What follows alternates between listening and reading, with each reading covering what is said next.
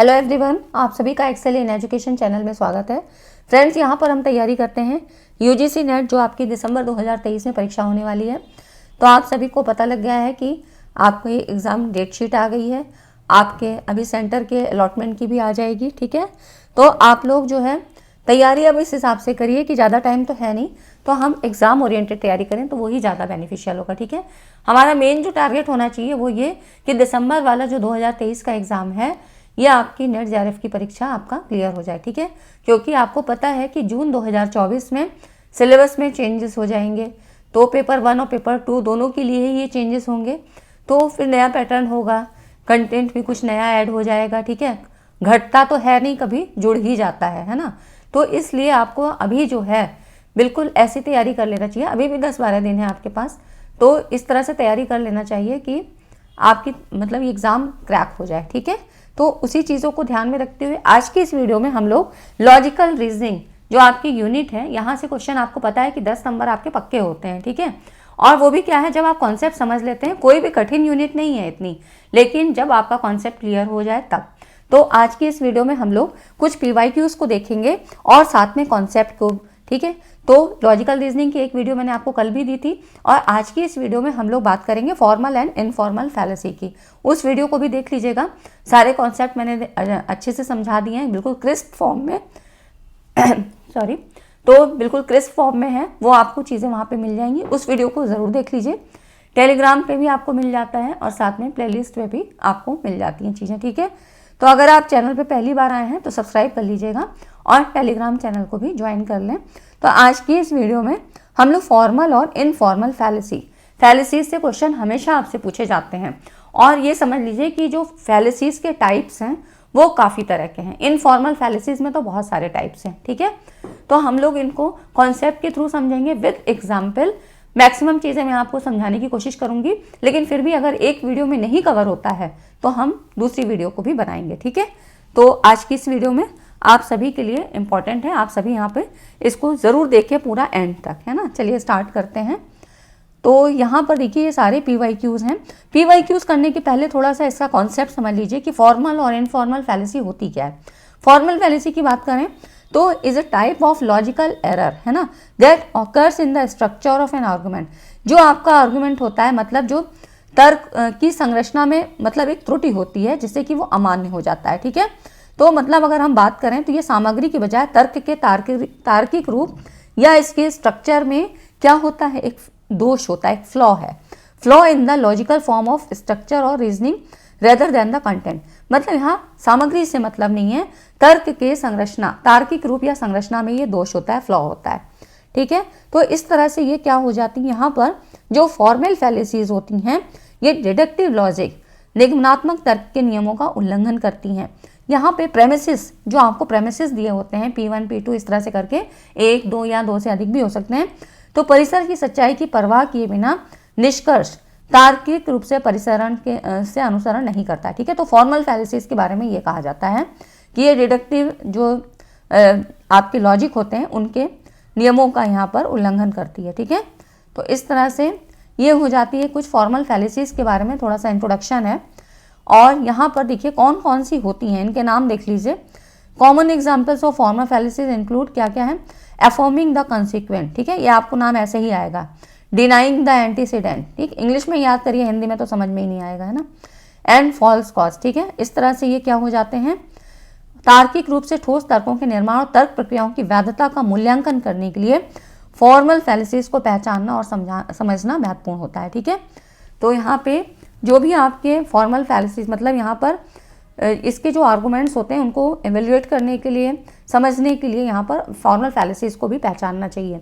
तो ये हम समझेंगे कैसे, क्वेश्चंस के माध्यम से। ठीक है, ये तो हमने इसके स्ट्रक्चर के बारे में बात कर लिया कि फॉर्मल फैलेसीज किस लिए होती है।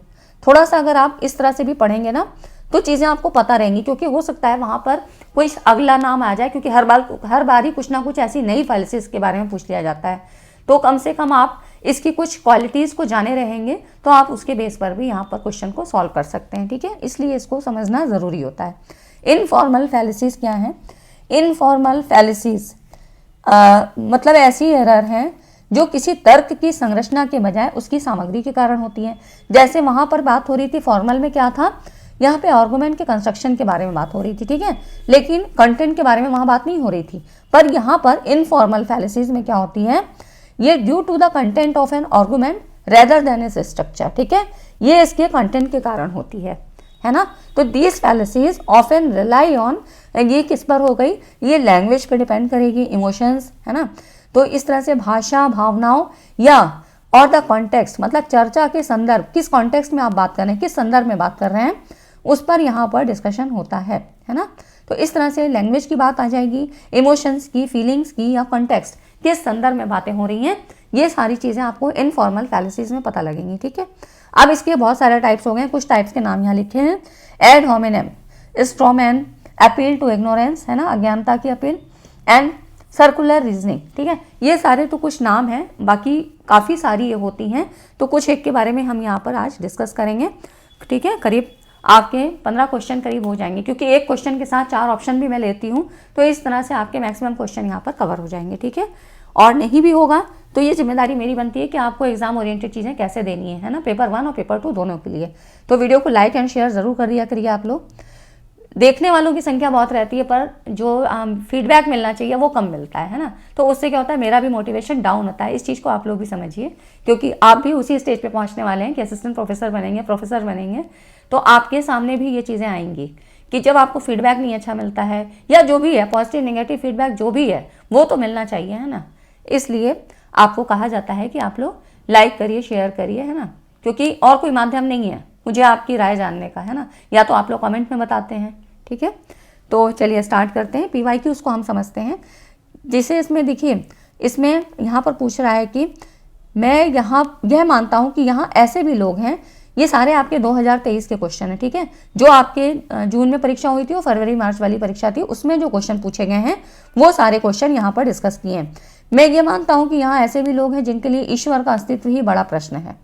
मेरा उत्तर ये है कि मैं उनको संबोधित नहीं करता हूँ, किंतु मैं अपने पाठकों में न्यूनतम तर्क की अपेक्षा रखता हूँ। तो उपयुक्त कथन में जो है यहाँ पर बात कह रहा है कि इनफॉर्मल फैलेसी, ये फैलेसी यहाँ आना चाहिए, ठीक है, यहाँ पर informal fallacy committed in the above statement, उपयुक्त कथन में जो इनफॉर्मल फैलेसी है इसकी पहचान करना है। तो अब यहाँ पर देखिए इसमें क्या हो जाएगा, क्योंकि यहाँ पर बात किसकी हो रही है, ईश्वर का अस्तित्व ही बड़ा प्रश्न है, ईश्वर के अस्तित्व की, एग्जिस्टेंस ऑफ गॉड की बात हो रही है, क्वेश्चन बड़ा है ना, और अपने पाठकों में न्यूनतम तर्क की अपेक्षा रखता हूँ। तो मतलब यहाँ पर ये जो बात हो रही है ना, ये आता है आपका स्ट्रॉमैन के अंतर्गत, ठीक है। स्ट्रॉमैन में क्या होता है, यहाँ पर थोड़ा सा इसके बारे में जान लीजिए। यह तर्क दोष तब होता है जब हमला करना आसान बनाने के लिए किसी प्रतिद्वंदी के तर्क को गलत तरीके से प्रस्तुत करना या बढ़ा चढ़ाकर पेश करना, तो ये हो जाता है आपका स्ट्रॉमैन। ये इनफॉर्मल फैलेसीज के अंतर्गत आता है ना, जिसमें कि यहाँ पर देखिए बात हो रही है किसके, ईश्वर का अस्तित्व ही बड़ा प्रश्न है और मैं अपने पाठकों में न्यूनतम तर्क की अपेक्षा रखता हूँ। तो यहाँ पर ये अपने पाठकों से अपेक्षा कर रहा है ना, तो मतलब यहाँ पर क्या हो रहा है, अपने अब जो भी उनका स्टेटमेंट है उसको यहाँ पर गलत तरीके से प्रस्तुत किया जा रहा है, बढ़ा चढ़ाकर पेश किया जा रहा है, ठीक है, ये हो जाता है स्ट्रॉमैन। उसके बाद अगर हम बात करें तो देखिए यहाँ पर आपको पूछ रहा है बेगिंग द क्वेश्चन, क्योंकि ये सारे टर्म्स आपको आगे आएंगे इसलिए अभी बता दे रही हूँ। बेगिंग द क्वेश्चन क्या है, तो इसी को सर्कुलर रीजनिंग भी कहते हैं। किसी एक प्रेमिसेस, जो आपको प्रेमिसेस दिए होते हैं, इसमें निष्कर्ष की सच्चाई मान लेना, ठीक है। बेगिंग द क्वेश्चन मतलब किसी एक प्रेमिसेस में P1 P2 करके जो भी दिया है उसके एक जो है उसमें प्रेमिसेस में निष्कर्ष की सच्चाई को मान लेना, ठीक है, कि मतलब जो आपका कंक्लूजन है किसी एक प्रेमिसेस के द्वारा ही निकल आएगा, ठीक है। उसके बाद यहाँ पर बात करते हैं स्लिपरी स्लोप क्या होता है।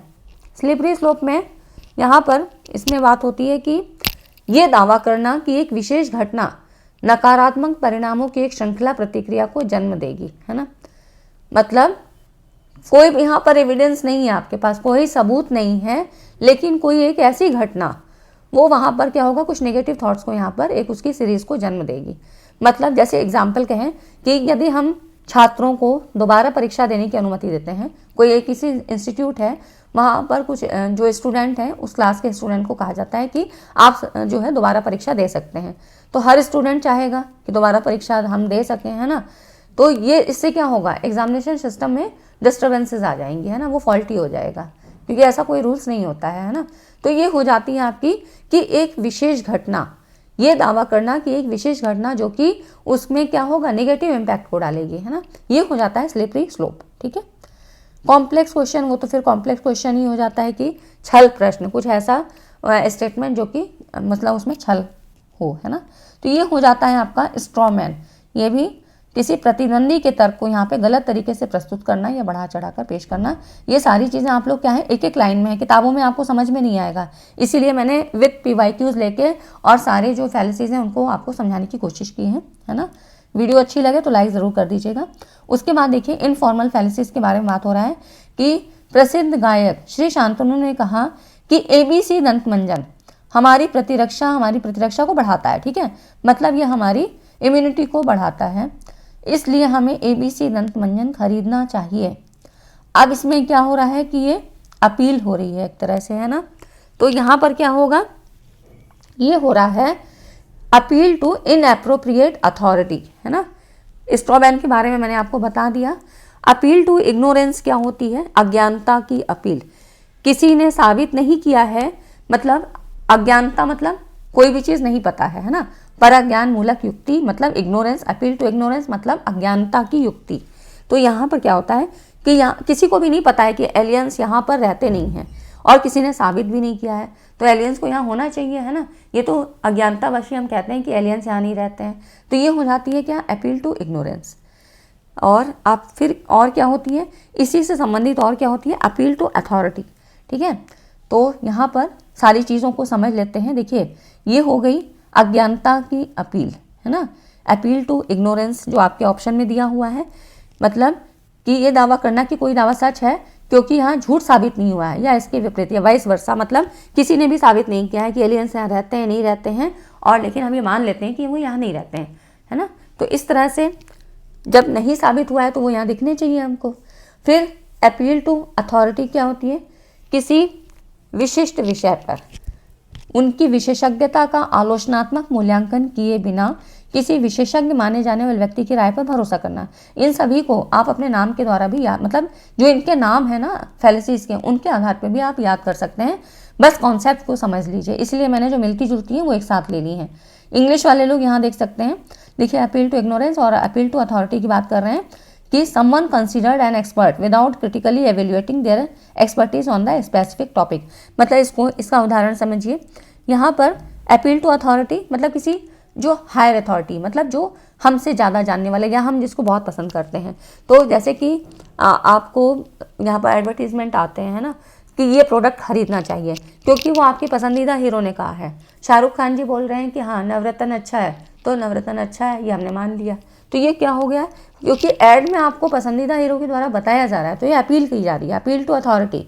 ठीक है, मतलब आप वहाँ पर क्या है, कोई भी इवेल्युएशन नहीं करते हैं, कोई चेकआउट नहीं करते हैं और आप उन चीज़ों को ले लेते हैं। ठीक, तो ये चीज़ें क्या है, जनरल एग्जाम्पल हैं जो मैं आपको समझाने की कोशिश कर रही हूँ कि आपको समझ में आ जाए, क्योंकि वहाँ पे हमारे आंसर सही होने चाहिए बस। ठीक है, तो ये हो गया आपका अपील टू अथॉरिटी। उसके बाद जो आपके क्वेश्चन में कह रहा है कि क्वेश्चन में क्या बात हो रही है, ठीक है, यहाँ पर देखिए इसमें ये कह रहा है कि, देखिए यहाँ पर कह रहा है कि क्योंकि श्री शांतनु ने कहा है कि ये जो दंत मंजन है हमारी इम्यूनिटी को बढ़ाता है, तो इसमें क्या है, ये अपील टू इनएप्रोप्रिएट अथॉरिटी है ना। अब इसमें क्या होता है, ये कहने का एक तार्किक भ्रम है, दावा इसलिए सच है क्योंकि ये किसी अथॉरिटी के व्यक्ति ने इसे हमें बताया। ठीक है, अब ये व्यक्ति कोई भी हो सकता है, एक प्रशिक्षक, है ना, यहाँ पर देखिए एक ट्रेनर हो सकता है, एक पॉलिटिशियन हो सकता है, एक जो एकेडमिक का कोई व्यक्ति हो सकता है, एन ऑथर हो सकता है कोई, और even a person with experience related to the subject of the claim. ठीक, तो इस तरह से, तो इसके उदाहरण मतलब कोई भी सेलिब्रिटी है जिसमें कोई चिकित्सा विशेषज्ञता नहीं है लेकिन वो फिर भी बता रहा है कि ये चीज़ सही है आपके लिए, है ना, तो ये हो जाती है क्या, ये प्राधिकरण के भ्रम की अपील, है ना, ये हो जाती है इनएप्रोप्रिएट, यहाँ पर अपील टू इनएप्रोप्रिएट अथॉरिटी, है ना। ठीक है, तो ये सारी चीज़ें आपको अब समझ में आ गई होंगी कि क्या क्या फ़र्क होता है, और इंग्लिश में ही नाम याद रखिए, बस मीनिंग समझ लीजिए कि इग्नोरेंस क्या है, अज्ञानता है ना, अपील टू अथॉरिटी क्या है, प्राधिकरण, मतलब किसी अथॉरिटी ने हमको कहा।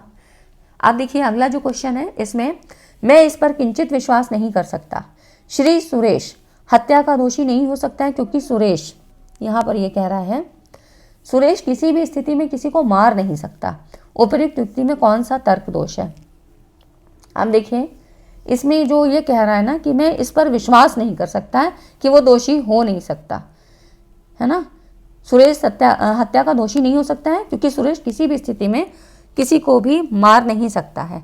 तो इसमें अब देखिए इसमें दो आपको ये दिए हुए हैं, दोनों मतलब दो प्रेमिसेस यहाँ बन रही है। मैं इस पर विश्वास नहीं करता और दूसरा सुरेश हत्या का दोषी नहीं हो सकता है क्योंकि सुरेश किसी को मार नहीं सकता है। तो इसमें ही मतलब आंसर आपका निकल आ रहा है ना। तो ये हो जाती है बैगिंग द क्वेश्चन, किसी एक प्रेमिसेस में निष्कर्ष की सच्चाई को मान लेना, है ना। तो ये हो जाती है आपकी बैगिंग द क्वेश्चन। यहाँ पर ये क्या हो गया, बैगिंग द क्वेश्चन, है ना। किसी भी स्थिति में मान नहीं सकता, अपने आप ही मतलब ये ऐसा उसका विश्वास है और ये उस मान भी रहा है, मतलब यहीं से आपका कंक्लूजन निकल रहा है क्योंकि वो मानने को भी नहीं तैयार है कि वो किसी को मार सकता है। तो आपका प्रेमिसेस में ही आपका क्या है, कंक्लूजन निकल आया, ठीक है। जो भी रिजल्ट है वो आपका प्रेमिसेस के द्वारा ही निकल आया। तो ये क्या हो जाता है, इस तरह की जो फैलेसी होती है ये आपकी हो जाती है बेगिंग। यहाँ पर इसको हम कहते हैं आत्माश्रय, बेगिंग द क्वेश्चन, ठीक है, ये हो जाती है आपकी। यहाँ पर अब अगला जो क्वेश्चन है इसमें देखिए इस तरह के हर बार क्वेश्चन आपके एग्जाम में पूछे गए हैं, चाहे फरवरी मार्च वाला एग्जाम हो चाहे जून का एग्जाम हो, और ये सारे 2023 के ही क्वेश्चन पेपर हैं, ठीक है। तो इसमें कह रहा है सरकारी राजस्व में वृद्धि करने का सर्वाधिक प्रभावी तरीका कारपोरेट आयकर को बढ़ाना है, चूंकि ओपिनियन पोल इस दृष्टिकोण के प्रति व्यापक समर्थन दर्शाते हैं, है ना। तो यहाँ पे कह रहा है the most effective way to increase government revenue would be to raise the corporate income tax since opinion polls show widespread support for this approach, है ना। Which on the following fallacies is committed in the above statement. अब इसमें कह रहा है कौन सी fallacy आती है। अब देखिए यहाँ पर क्या बात हो रही है, सरकारी राजस्व में वृद्धि की बात हो रही है, कारपोरेट आयकर को बढ़ाना है और इसका जो दृष्टिकोण है ये व्यापक समर्थन, ठीक है। तो एक यहाँ पर इसकी जो बात हो रही है वो व्यापक समर्थन की बात हो रही है, स्प्रेड सपोर्ट फॉर मतलब वाइड स्प्रेड सपोर्ट, है ना, वाइड सपोर्ट की बात हो रही है, व्यापक समर्थन। तो इसमें जो हो जाती है यहाँ पर देखिए यहाँ इमोशन का कोई मतलब नहीं है, स्लिपरी स्लोप जब कोई निगेटिव चीज होने को होती है ना। अपील टू इनएप्रोप्रिएट अथॉरिटी, ये भी आपको समझ में आ गया, ये हो जाती है अपील टू मेजॉरिटी। यहाँ पर व्यापक, है ना, ये शब्द आप देख रहे हैं, व्यापक समर्थन की बात हो रही है, मतलब wide spread support for this approach, है ना। तो इस अप्रोच के लिए क्या होगी, ये अपील टू मेजॉरिटी हो जाएगी। अब इससे संबंधित चीजों को देख लीजिए, बहुमत की अपील या आग्रह को विश्वास की अपील के रूप में जाना जाता है, ठीक है। जो बहुमत से संबंधित है इसको विश्वास के रूप में, ऐसा तर्क देना जो किसी चीज को सच बताता है, क्योंकि लोगों का एक समूह, मतलब बहुमत मतलब क्या है, एक समूह या बहुसंख्यक, जो मेजॉरिटी वाले लोग हैं इसको सच मानते हैं, तो एक भ्रांति है जिसे विश्वास की अपील कहा जाता है, ठीक है। तो इस आर्गुमेंट एंड पॉपुलम लोगों के लिए अपील और बहुमत के लिए अपील के रूप से भी जाना जाता है, मतलब इसका जो नाम है, this argument is also known as ad populum, है ना, मतलब एड पॉपुलम इस नाम से भी जाना जाता है, और लोगों के लिए अपील और बहुमत के लिए अपील के रूप में भी ये जाना जाता है, ठीक है। तो वही जो एग्जाम्पल आपको दिया है, तो ओपिनियन पोल क्या है, इस दृष्टिकोण के प्रति व्यापक समर्थन आपके अपील टू मेजॉरिटी में आ जाती है, ठीक है ना। तो ये हो गया आपका। अब अपील टू इमोशन क्या है, इसमें और भी देख लीजिए, संवेग मतलब संवेग की फीलिंग्स की बात होगी। अपील टू इमोशन, वास्तविक तर्क से ध्यान भटकाने के लिए फीलिंग्स में हेरफेर करना, ठीक है। जब आपके इमोशंस को डगमगा दिया जाए, कुछ ऐसा हेरफेर कर दिया जाए जहां से आपकी फीलिंग्स ही विचलित हो जाए, ठीक है, ये हो जाती है appeal to emotion. Slippery slope आपको बता ही दिया कि विशेष घटना जो कि नकारात्मक परिणामों का एक ऐसा वहाँ पे वातावरण क्रिएट कर दे, ठीक है। तो ये सारी चीज़ें आपकी हो गई, है ना। अब देखिए जो आपके जो क्वेश्चन थे, इस तरह मैक्सिमम क्वेश्चन आपके हो जाएंगे। अगर एक वीडियो में और बना दूं तो आपकी मैक्सिमम जो है फैलेसीज यहाँ पे कवर हो जाएंगी, ठीक है, क्योंकि साथ में हम बाकी चीज़ों को भी ले लेते हैं, तो आपकी जो क्वेश्चन में ज़्यादा पूछी जाती हैं वो सारी फैलेसीज यहाँ पर कवर हो रही हैं, ठीक है। अब देखिए जो अगला क्वेश्चन है, क्लासिकी भारतीय तर्क मत के अनुसार निम्नलिखित कथन में कौन सा तर्क दोष है। कथन क्या है, अग्नि शाश्वत है, fire is eternal because it is produce, क्योंकि यह उत्पन्न की जाती है ना। अब ये देखिए क्लासिकल के अनुसार पूछा जाता है, तो ये हो जाता है आपका विरुद्ध, ठीक है। अब इसमें देखिए यहाँ पर भारतीय तर्क मत के अनुसार इस वाक्य में विरुद्ध तर्क दोष है। ये वो तर्क दोष है जो उसी प्रस्ताव को खारिज कर देता है जिसे इसे सिद्ध करना होता है है ना। तो इस तरह से यहाँ पे ये क्या है, अभाव को सिद्ध करता है ना। वैसे मैं आपको हेत्वाभास के लिए एक पूरा जो है वीडियो बना के दूंगी, हेत्वाभास से भी क्वेश्चन काफ़ी आते हैं, ठीक है। तो ये ऐसे ही संबंधित हो जाता है। अब देखिए जो अगला क्वेश्चन है, इसमें कह रहा है निम्नलिखित कथन में कौन सा इनफॉर्मल फैलिसीज है। यहाँ पर कह रहा है अमेरिकी भारतीय विलुप्त हो रहे हैं क्योंकि, है ना, ये व्यक्ति अमेरिकी भारतीय है इसलिए व्यक्ति विलुप्त हो रहा है। अब देखिए यहाँ पे कह रहा है अमेरिकी भारतीय, जो भी भारतीय अमेरिकी हैं वो सभी क्या हो रहे हैं, यहाँ पर डिसअपियर हो रहे हैं, ठीक है। तो दैट मैन, ये व्यक्ति अमेरिकी भारतीय है तो ये भी विलुप्त हो रहा है, ऐसा यहाँ पर कहा जा रहा है। तो अब इसमें देखिए, इसमें जो बात हो रही है इसकी कौन सी बात हो रही है, तो यहाँ पर फैलेसी ऑफ डिवीज़न की बात हो रही है, ठीक है। पहले यहाँ पर देखिए मैं आपको इसके बारे में भी बता देती हूँ कि फैलेसी ऑफ डिवीज़न और कंपोजिशन क्या होती है ना। तो यहाँ पर देखिए इसमें क्या है, पहले तो एक पूरे ग्रुप की बात हो रही है, फिर एक इंडिविजुअल व्यक्ति के बारे में हो रही है ना। तो इसमें देखिए यहाँ पर क्या होगा, इसमें ये जो रूल हो जाता है, ये व्यक्ति अमेरिकी भारतीय है तो इसलिए विलुप्त हो रहा है। इसमें विग्रह दोष का अनाकरिक के दोष है, मतलब विग्रह मतलब एक उसका उससे उस ग्रुप से अलग एक व्यक्ति के बारे में बात हो रही है। पहले एक ग्रुप के बारे में बात हो रही है, फिर एक इंडिविजुअल के बारे में बात हो रही है। तो इस तरह से ये क्या हो जाता है, डिवीज़न की बात हो रही है, ठीक है। ये जो है फैलेसी आपकी डिवीज़न से संबंधित है ना, फैलेसी ऑफ डिवीज़न। अब हेस्टी जनरलाइजेशन क्या होता है, यहाँ पर देखिए हेस्टी जनरलाइजेशन की बात करें तो जल्दबाजी में सामान्यीकरण, ठीक है। जल्दबाजी में सामान्यीकरण मतलब अपर्याप्त या पक्षपातपूर्ण साक्ष्य के आधार पर निष्कर्ष निकाल लेना, ये हो जाता है। एक तो जनरलाइजेशन होता है, जैसे कि हम पॉपुलेशन और सैंपल को लेके करते हैं, ठीक है। पॉपुलेशन एक बड़े ग्रुप से सैंपल को लेते हैं और फिर जो सैंपल का रिजल्ट आता है उसको ये मान लेते हैं कि इसका जनरलाइजेशन हम यहाँ पर कर सकते हैं, ठीक है। पॉपुलेशन पे इसको अप्लाई किया जा सकता है या किसी सोशल ग्रुप में या कहीं पर भी हम इसको अप्लाई कर सकते हैं, ये सबके लिए सही है, ठीक है। तो ये हो जाता है जनरलाइजेशन। हेस्टी जनरलाइजेशन के बारे में बात हो रही है कि जल्दबाजी में, मतलब आपने वहाँ पे बायस होके कोई डिसीजन निकाल लिया, कोई कंक्लूजन पे आप पहुँच गए, अपर्याप्त, वहाँ पर फुल आपको नहीं मिल रहा है कोई भी ऐसे एविडेंस, लेकिन आपने फिर भी डिसीजन ले लिया जल्दबाजी में, ठीक है। रेड हेयरिंग क्या होती है, बेगिंग द क्वेश्चन तो आपको बता ही दिया कि प्रेमिसेस में से ही आंसर आपका निकलता है ना। तो इस तरह से ये हो गया। रेड हेयरिंग को भी समझ लीजिए, ये क्या है, मुख्य मुद्दे से ध्यान हटाने के लिए अप्रासंगिक जानकारी पेश करना, ठीक है। हेयरिंग करना, रेड हेयरिंग, है ना।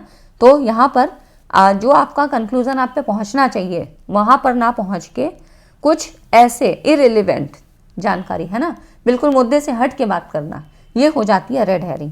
और यहाँ पर जो इस क्वेश्चन में पूछ रहा है ये आपका हो जाता है फैलेसी ऑफ डिवीज़न, ठीक। तो इस तरह से ये आपका हो जाता है। इसी से संबंधित एक क्वेश्चन और है, यहाँ पर देखिए डिवीज़न की बात हो गई, अब यहाँ पर कंपोजिशन की बात होगी। इसमें कह रहा है स्विट्जरलैंड में 48% प्रोटेस्टेंट हैं, ठीक है। अब हाइडी ग्लिसिंग एक स्विस नागरिक हैं, इसलिए हाइडी ग्लिसिंग में 48% प्रोटेस्टेंट हैं। इस युक्ति में कौन सा तर्क दोष है, मतलब फैलेसी, यहाँ पर कह रहा है कि कौन सी फैलेसी है। तो अब इसमें देखिए हिस्ट्री जनरलाइजेशन आपको बता दिया, ये सारी चीज़ें आप लोग अपने शॉर्ट फॉर्म में बिल्कुल लिख लीजिएगा साथ में, ठीक है। चाहे दोबारा से देखना पड़े, आप लोग इनको लिख लीजिए क्योंकि यहाँ से क्वेश्चन आएंगे ज़रूर। एड होमिनेम के बारे में बता दिया, fallacy of composition, begging the question सब बता दिया है आपको। तो ये जो इसका जो आंसर हो जाएगा ये होता है फैलेसी ऑफ कंपोजिशन, है ना। क्योंकि यहाँ पर देखिए एक पहले एक नागरिक के बारे में बात हो रही है, अब क्योंकि हाइडी ग्लिसिंग में 48% प्रोटेस्टेंट हैं, तो यहाँ पर क्योंकि अब क्या है पूरे ग्रुप की बात हो रही है, तो ये हो जाती है फैलेसी ऑफ कंपोजिशन, मतलब यहाँ पे जोड़ने की बात हो रही है, पूरे ग्रुप की बात हो रही है। तो फैलेसी ऑफ कंपोजिशन और डिवीज़न क्या होती है इसके बारे में थोड़ा सा जान लेते हैं। यहाँ पर देखिए कंपोजिशन और डिवीज़न का रूल क्या है, assuming that what is true for one part of something is true for its whole or that what is true for the whole is true for its part. मतलब समझ रहे हैं, composition में क्या हुआ कि ये मान लेना कि जो फैक्ट किसी चीज़ के एक भाग के लिए सत्य है ना, तो ये बात संपूर्ण के लिए सत्य है, जो उसका होल पार्ट है उसके लिए सत्य है, मतलब कंपोजिशन, ठीक है, यहाँ पे जोड़ने की बात हो रही है कि पूरे के लिए सच है कि आपने किसी मतलब एक ग्रुप से, मतलब किसी एक व्यक्ति के बारे में बात की और उससे संबंधित जितने लोग थे उसके उस आचरण से संबंधित या उसके जैसे, उन सब पे ये बात लागू होती है, मतलब एज ए होल की बात हो रही है। ठीक है, और या फिर डिवीज़न की क्या बात होती है, ये उसके विभाजन, मतलब जो बात एक के लिए सत्य है, एक पार्ट के लिए सत्य है, वो उसकी क्या है, whole is true for its, मतलब जो एक ग्रुप के लिए सत्य है वो उसके जो और पार्ट हैं उनके लिए भी सत्य है। ये डिवीजन का हो जाता है। ठीक है, तो ये बिल्कुल अपोजिट होते हैं कंपोजिशन एंड डिवीजन के जो आपके फैलेसी हैं। ये इतनी चीज़ें आपको समझ में आ गई तो वीडियो को लाइक ज़रूर कर दीजिए। ठीक है, कंपोजिशन और डिवीजन का ये रूल है जो आपको मैंने बता दिया कि ये मान लेना कि जो फैक्ट किसी चीज़ के एक भाग के लिए सत्य है वो उसकी संपूर्ण रचना के लिए सत्य है, मतलब जब हम पूरे ग्रुप की बात करेंगे तब भी उसके लिए सत्य होगा। और ये हो गया कंपोजिशन। और विभाजन में क्या होता है कि अगर हम जो है किसी संपूर्ण की बात कर रहे हैं तो उसके जितने भी पार्ट होंगे उन सब के लिए भी वो चीज़ें सत्य होंगी। ठीक है, तो ये हो जाती है कंपोजिशन और डिवीज़न। अब देखिए जो अगला क्वेश्चन है इसमें कह रहा है, इसमें कौन सी फॉर्मल फैलेसी है। फॉर्मल फैलेसी के बारे में बात हो रही है। यहाँ पर फॉर्मल फैलेसीज कुछ ही हैं। यहाँ पर देखिए इसमें कह रहा है, जो स्टेटमेंट क्या दिया है, यदि बिल्ली आपकी पालतू पशु है तो इसके पास क्या है, पूंछ है। आपका जो पालतू पशु है मतलब वो क्या है, बिल्ली नहीं है, तो आपके पालतू पशु के पास पूंछ नहीं है ना। यहाँ पर क्या कह रहा है, मतलब इसमें एक पेट एनिमल के बारे में बात हो रही है कि जो उसके पास पूंछ है, और अगर पालतू पशु बिल्ली नहीं है तो मतलब बिल्ली आपकी जो पशु है उसके पास क्या पूंछ नहीं है। तो यहाँ पर जो फॉर्मल फैलेसी की बात हो रही है ये हो जाती है डिनाइंग द एंटीसीडेंट। ठीक है, इसमें क्या हो जाता है इसके बारे में थोड़ा सा जान लेते हैं। यहाँ पे नेगेटिव की बात होती है, rejecting the antecedent in A conditional statement, मतलब यहाँ पर नकारना, सशर्त कथन में पूर्ववृत्त को अस्वीकार करना, है ना। सॉरी, मतलब सॉरी, यहाँ पर देखिए एंटीसीडेंट और causal sentence which is sometimes also called inversion error और फैलेसी ऑफ इन्वर्जन, मतलब कभी कभी क्या होता है यहाँ पर, ये यहाँ पर नकारने की बात होती है। जैसे कि इसमें एग्जाम्पल में कह रहा है कि if it's raining then the ground is wet, अगर बारिश हो रही है तो ज़मीन गीली है। If it's not raining therefore the ground is not wet, मतलब बारिश नहीं हो रही है तो ज़मीन गीली नहीं है। ठीक है, तो ये चीज़ें आपकी डिनाई करने के लिए, मतलब डिनाइंग द एंटीसीडेंट, है ना। तो इस तरह से ये हो जाता है आपकी फॉर्मल फैलेसी। अब जो अगला क्वेश्चन है और लास्ट क्वेश्चन है, इसमें कह रहा है आपको जो स्टेटमेंट दिया है, आपको बास्केटबॉल की टीम में चयनित होने के लिए प्रयास अवश्य करना चाहिए, क्योंकि दर्शन शास्त्र फिलॉसफी पढ़ाने वाले मेरे चाचा का कहना है कि आप में एक वास्तविक संभाव्यता है। तो कौन से तार्किक दोष की पहचान करनी है आपको, मतलब लॉजिकल फैलेसी कौन सी है। तो आप देखिए हिस्ट्री जनरलाइजेशन है। यहाँ पर हिस्ट्री जनरलाइजेशन में क्या बताया था कि जल्दबाजी में उसको निर्णय लिया जाए, है ना। Appeal to inappropriate authority, ad hominem, है ना, व्यक्ति विशेष के लिए तो व्यक्ति विशेष के लिए। और देखिए यहाँ पर कह रहा है कि इसमें जो ये बात हो रही है कि बेगिंग इन क्वेश्चन, है ना, तो ये तो है नहीं क्योंकि प्रेमिसेस में तो आंसर निकल नहीं रहा है।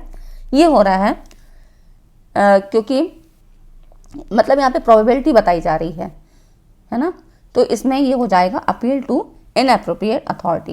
इसका मतलब होता है कि अपील जो अनुपयुक्त प्राधिकार आग्रह वो तार्किक दोष है, जिसमें किसी विषय पर किसी प्राधिकरण द्वारा किए गए दावे को अपने स्वयं के दावे का समर्थन करने के लिए यहाँ पर एविडेंस के रूप में उसको उपयोग किया जाता है। ठीक है, तो इस तरह से सपोर्ट के रूप में यहाँ पर बात होती है, जो कि ये कहा जा रहा है कि टीम में चयनित होने के लिए प्रयास अवश्य होना चाहिए, क्योंकि ये फिलॉसफी पढ़ाने वाले चाचा का कहना है कि आप में एक वास्तविक संभाव्यता है। तो इस तरह से क्या होगा, इनएप्रोप्रिएट अथॉरिटी, मतलब यहाँ पर बात हो रही है ना, तो ये हो जाता है आपका।